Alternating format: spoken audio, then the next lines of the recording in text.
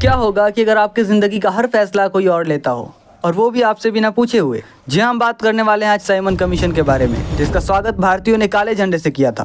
बात है 1927 ईस्वी की, जब ब्रिटिश पार्लियामेंट में एक कमीशन का गठन होता है जिसका नाम साइमन कमीशन रखा गया। इसको साइमन कमीशन इसलिए कहा गया क्योंकि इसका जो अध्यक्ष था उसका नाम जॉन साइमन था। ये कमीशन भारतीय कानून की समीक्षा करने के लिए बनाया गया था, यानी कि इसलिए ताकि वो देख सके, यानी कि ब्रिटिश सरकार जान सके कि भारत में जो कानून लागू है, यानी कि वो पार्लियामेंट द्वारा जो बना के भेजा गया है वो सही से काम कर रहा है या नहीं, या किस चीज़ की बदलाव की ज़रूरत है। बदलाव का मतलब ये होता है उनके नज़र में कि भारत को किस तरीके से और ज़्यादा अच्छे तरीके से लूटा जा सके। ब्रिटिश हर 10 साल में कोई ना कोई नया एक रिफॉर्म लाती थी, एक नया कानून जो भारतीय पे नया तरीक़ा से इम्प्लीमेंट हो सके, जिसे भारतीयों को नए तरीके से लूटा जा सके।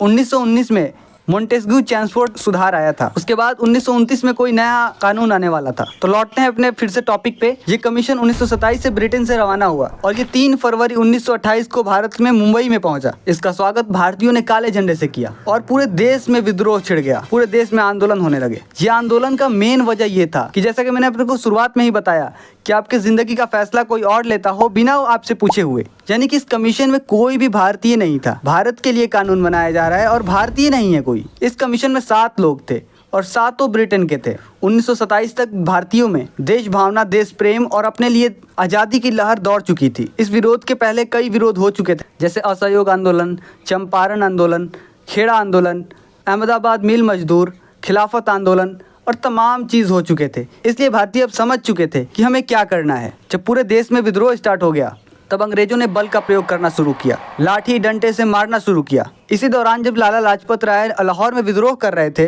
तब उन पे लाठीचार्ज हो गया और अंग्रेजों ने इतनी बेरहमी से मारी उनको कि वो बुरी तरीके से घायल हो गए और कुछ ही दिन बाद उनकी मृत्यु हो गई। और उनकी जो मृत्यु हुई थी उसका कारण वही लाठीचार्ज माना जाता है। हालांकि इन विरोधों से कोई बड़ा कुछ हुआ नहीं, भारतीयों को कोई न्याय मिला नहीं। साइमन कमीशन ने अपनी रिपोर्ट 1930 में सौंपी और फिर से वही बात थी, भारतीयों को लूट मार करने की और भारतीयों पे कैसे जुल्म किया जाए, वही सब। इसी के विरोध में फिर नेहरू रिपोर्ट आया, फिर गोलमेज सम्मेलन किए गए। उस विरोध का तो इमीडिएट इम्पैक्ट नहीं दिखा, मगर बाद में इसका बहुत बड़ा इम्पैक्ट नजर आया।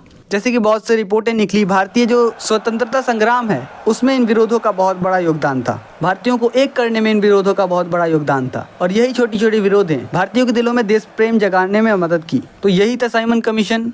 आज के लिए इतना ही, मिलते हैं नेक्स्ट वीडियो में।